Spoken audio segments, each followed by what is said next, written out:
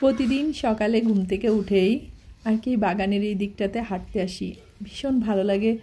তার কারণ হচ্ছে মানে এই দিকটা যে এত শান্ত থাকে সকালবেলা, আর চারিদিকে না পাখির একটা ডাক, মানে নানা রকম পাখি ডাকতেছে, তোমরা হয়তো একটু খেয়াল করলেই শুনতে পাবে।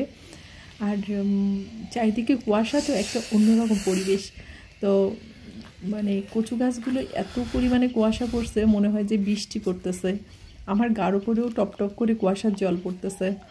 আর তোমরা দেখো যে কতটা কুয়াশা। আমার না ভালো লাগে, সকালবেলা আমি প্রতিদিনই এদিকে আসি, ঘুম থেকে উঠে একটু হাঁটাহাঁটি করি, তারপরে আবার চলে যাই। তো আজকে একটু কুয়াশার পরিমাণটা বেশি, গত 2-3 দিন ধরে তো প্রচুর কুয়াশা পড়তেছে। তো যাই হোক, আমি এখন চলে যাব, কারণ এত ঠান্ডায় আমার কাঁপুনি শুরু হয়ে গেছে। আর মা এদিকে রান্না করবে সকালে। তো সকালে যেদিন আর কি আমাদের ফেনা ভাতটা রান্না হয়, মা ওই যে সেই মোটা চালটা এখন ঝেড়ে আর কি পরিষ্কার করে নিচ্ছে। বাজার থেকে আনার পরে একটু ঝেড়ে নিলে ভালো হয়। তো ওই যে মা এখন একটু রান্না করবে। Hello everyone, good morning. কেমন আছো সবাই? ভালো আছো নিশ্চয়ই? আমিও ভালো আছি। বরাবরের মতো আমি আমার আরেকটি নতুন ব্লগ নিয়ে তোমাদের সামনে চলে এসেছি। আর তোমরা যে যেখান থেকে আমার ভিডিওটা দেখছো, তোমাদের সবাইকে অনেক অনেক ওয়েলকাম। আশা করছি ভিডিওটা ভালো লাগবে তোমাদের। ভিডিওটাকে যদি ভালো লাগে অবশ্যই চ্যানেলটাকে সাবস্ক্রাইব করে আমার পাশে থেকো। যারা নতুন আছো ভিডিওটা দেখছো, যদি ভালো লাগে অবশ্যই চ্যানেলটাকে সাবস্ক্রাইব করো, আমাকে সাপোর্ট করো সামনে এগিয়ে চলার জন্য।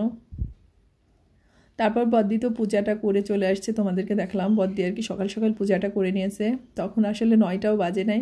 আসলে পূজাটা কি না, সকাল সকাল স্নান করে যদি পূজাটা করা হয়ে যায় তাহলে সংসারে দেখবা মনে হয় অর্ধেকটা কাজ হয়ে যায়। আর মার এদিকে রান্নাটাও হয়ে গেছে। তো মা আমাকে আর কি ভাত বেড়ে দিচ্ছে, যে আলু সিদ্ধ দিছে, আর শাক রান্না ছিল, কালকের মূলা ঘন্ট ছিল, আর মাছ ছিল, এটা দিয়েই আর কি ভাতটা খাওয়াবে। আর বদ্দাও খেতে চলে আসছে বাজার থেকে। তো বদ্দা আসার সময় কিছু বাজার নিয়ে আসছে, যে মটরের শাক কিনে আনছে, একটু পোলাও চাল আনছে, আর পেঁয়াজ কিনে আনছে। আর বদ্দি ওইদিকে আর কি মাংস যা মানে রান্না করার জন্য যা যা দরকার সব কিছু আমাকে রেডি করে দিচ্ছে। আজকে বদ্দির রেসিপিতে আমি মাংসটা রান্না করব একটু অন্যরকম। তোমরা দেখো, আমার মনে হয় ভীষণই ভালো লাগবে। আর মাংসটা না অনেক স্বাদ হয়েছিল খেতে, আর কালারটাও যা হয়েছিল না ভীষণই সুন্দর। তো মাংস রান্না করার জন্য যা যা লাগবে বদ্দি সব কিছু কেটে বেটে একদম রেডি করে দিয়েছে। আর এখন হচ্ছে যে মাংসটাকে একটু লবণ, আদা আর সর্ষের তেল দিয়ে মাখিয়ে রাখবো। মানে বদ্দি আর কি পরিমাণটা দিয়ে দিল, আমি আর কি মাখিয়ে রাখতেছি। এভাবে মাংসটা রান্না করলে ভীষণ ভালো লাগে, তোমরা অবশ্যই একবার ট্রাই করে দেখতে পারো। তো ওই দিন যে মাংসটা নিয়ে আসছিল অল্প পরিমাণে রান্না করেছিলাম, আর বেশিরভাগটাই ছিল। তো আজকে আর কি রান্নাটা করব। তো এই যে মাংসটাকে একটু ম্যারিনেট করে রেখে দিলাম।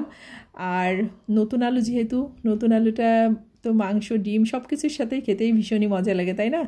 তো আলুটাকে একটু ভেজে নিচ্ছি। আলু না ভাজলেও হয়, তারপরে আমার একটু নতুন হোক পুরনো হোক একটু আলুটাকে ভাজলে বেশি ভালো লাগে। তো এই যে আলুটাকে ভাজা হয়ে গেছে, এখন হচ্ছে আলুটাকে উঠিয়ে নিব।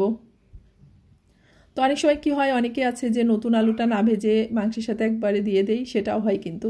তো এখন হচ্ছে আলুগুলোকে ভেজে নিয়েছি, একটু তেজপাতা আর জিরে ফোড়ন দিয়ে দেব। তারপরে যে পেঁয়াজগুলো কাটা ছিল কুচি কুচি করে, আর পেঁয়াজ কিছু ছেঁচে দেওয়া ছিল, তো ওগুলোকে পেঁয়াজগুলোকে একটু ভাজা ভাজা করে নিয়ে তারপরে যে মশলাটা আছে সেটা আর কি দিয়ে দিতে হবে। তো এই যে তার সাথে পেঁয়াজের সাথে আমি কতগুলো কাঁচামরিচ দিয়ে দিলাম, আর কিছু মানে রসুন ছিল, রসুনের কোয়া, সেগুলোকে আর কি আস্তই রেখে দিয়েছে বদ্দি। মানে এভাবে আর কি রান্নাটাও করতে হয়। তো এই রসুনগুলো না ভীষণই মজা লাগে মাংসের সাথে। তো আস্তে আস্তে রসুনের কোয়াগুলো ছিল, আর এই যে পেঁয়াজ বাটাটাও দিয়ে দিলাম। এখন মশলাটাকে আর কি ভালো করে কষিয়ে নেব। আর তার সাথে আরও কিছু কাঁচামরিচ আর এই যে টমেটো কেটে রেখেছিল ছোটো ছোটো করে, তো এগুলোকে দিয়ে দিলাম। এখন এগুলোকে আর একটু নাড়াচাড়া করে একটু টমেটোটা নরম হয়ে আসলে তারপর হচ্ছে যে মশলাগুলো ছিল, আদা বাটা, জিরে বাটা, তো ওই মশলাগুলো, রসুন বাটা, তো ওই মশলাগুলো আর কি এই মানে পেঁয়াজের ভিতরে আর কি দিয়ে দিতে হবে। তো তোমরা দেখতে থাকো, ভীষণ ভালো লাগবে। তো বদ্দি যে এই পাশে সব কিছু মশলা যত পরিমাণে লাগবে দিয়ে গেছে, হলুদের গুঁড়া, মরিচের গুঁড়া, জিরের গুঁড়া, ধনের গুঁড়া, একটু গুড়, লবণ।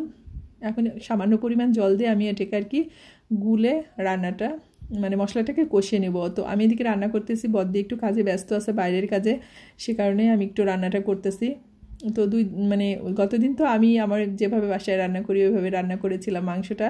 তো আজকে বদ্দির মতো করে আমাকে সব বলে দিয়েছে, আমি আর কি রান্নাটা করতেছি। আমার কিন্তু এই যে কিছু কিছু রান্না আছে করতে ভীষণই ভালো লাগে। আর মা তো সকালে রান্নাটা করে নিয়েছে। তো এই যে টমেটোগুলো মানে একটু নরম হয়ে গেছে, এখন মশলাটাকে দিয়ে দেবো। মশলাটাকে দিয়ে সুন্দর করে আর কি মানে আস্তে আস্তে জাল দিয়ে মশলাটাকে কষিয়ে নিব।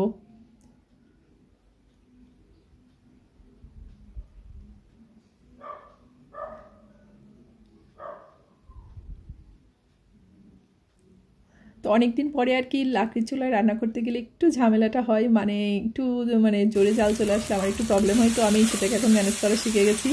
তো আমার এদিকে মশলাটা কষানো হয়ে গেছে, তেল ছেড়ে মানে তেলটা ছেড়ে দিয়েছে মশলা থেকে। আর এখন হচ্ছে যে মাংসটা ম্যারিনেট করা ছিল, তো এই মাংসটাকে আর কি দিয়ে ভালো করে নাড়াচাড়া করতে হবে। মানে মাংসটা প্রথমে কিন্তু ঢেকে দেওয়া যাবে না, মশলার সাথে ভালো করে একটু ভাজা ভাজা মতো হয় না, মানে জলটা যাতে বের হয়ে না আসে ততক্ষণ মানে নাড়াচাড়া করতে হবে। তো বেশ খানিকক্ষণ আর কি নাড়াচাড়া করে তারপর হচ্ছে মাংসটাকে ঢেকে দিতে হবে।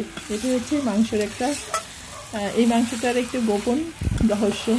এখন আমি বেশ খানিকটা সময় ধরে আর কি মাংসটাকে নাড়াচাড়া করবো, করে তারপরে মানে ঢেকে দেবো। তারপরে যে জলটা বের হয়ে আসবে সেটা দিয়ে মাংসটাকে আর কি কষিয়ে নেব, আলাদা কোনো জলের প্রয়োজন নেই। তো এই যে আমি আস্তে আস্তে ঢেকে মাংসটাকে কষিয়ে নিচ্ছি। আর এইভাবে মাংস রান্না করলে সত্যিই অনেক মজা হয়। তো এই যে আমার মাংসটা মানে এইভাবে 2-3 বার আর কি উঠিয়ে আমি মাংসটাকে সুন্দর করে কষিয়ে নিয়েছি, যে তেলটা ছেড়ে দিয়েছে মাংস থেকে। আর এখন হচ্ছে ঝোলটা দিয়ে দেবো। বদ্দি আগেই হচ্ছে গরম জল করে রেখেছিল, তো আমি এখন হচ্ছে এর ভিতরে আর কি মানে গরম জলটা দিয়ে পরিমাণ মতো ঝোল দিয়ে আর কি গরম জলটা দিয়ে দেবো। তো আমার মাংসটা, আর আমি যখন ভয়েস ওভারটা দিচ্ছি মানে ভীষণই জোরে হয়তো কুকুরের আওয়াজটা তোমরা পাবে। আসলে গ্রামে তো মানে রাত্রে না শিয়াল টিয়াল আসে, তখন কুকুরগুলো না অনেক ডাকে। তো কি করব, আমার তো ভয়েস ওভারটা দিতেই হবে। তো যাই হোক, তোমরা একটা অ্যাভয়েড করে নিও, কিছু মনে করো না। আর এই যে আমার মাংসটা রান্না অলরেডি হয়ে গেছে। মাংসটার কালারটা কত সুন্দর হয়েছে দেখো তোমরা, মানে ভীষণই সুন্দর হয়েছে। আর মাংসটা খেতে তো স্বাদ হয়েছিল, সেটা তো আমি আগেই বলেছি। যে এখন আমি মাংসটাকে আর কি ঢেলে নেব।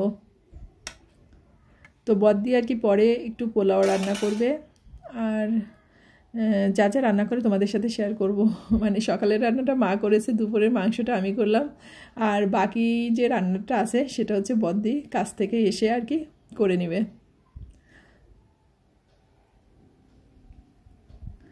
তারপরে এই যে বদ্দি আর কি বললাম না যে রান্না করবে, তো অনেক পরেই বদ্দি আর কি চলে আসছে। তো একটু ফুলকপির আর কি পাকোড়া করে নিচ্ছে, কারণ পোলাও রান্না হয়েছে ওইদিকে। তো ফুলকপিটাকে ভেজে নিলে পোলাওটা হয়ে গেলে আমাদের দুপুরে রান্নাটা আর কি হয়ে যায়।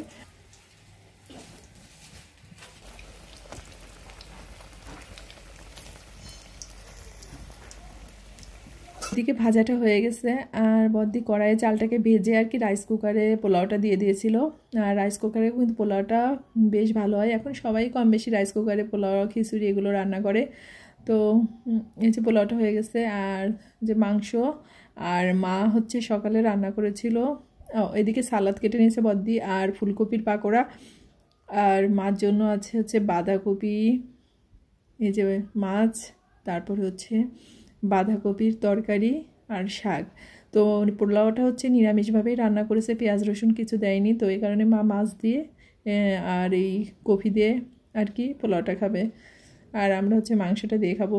তো সবাই ভালো থেকো, সুস্থ থেকো, সাবধানে থেকো। তোমাদের সাথে দেখা হচ্ছে আমার পরবর্তী ব্লগে।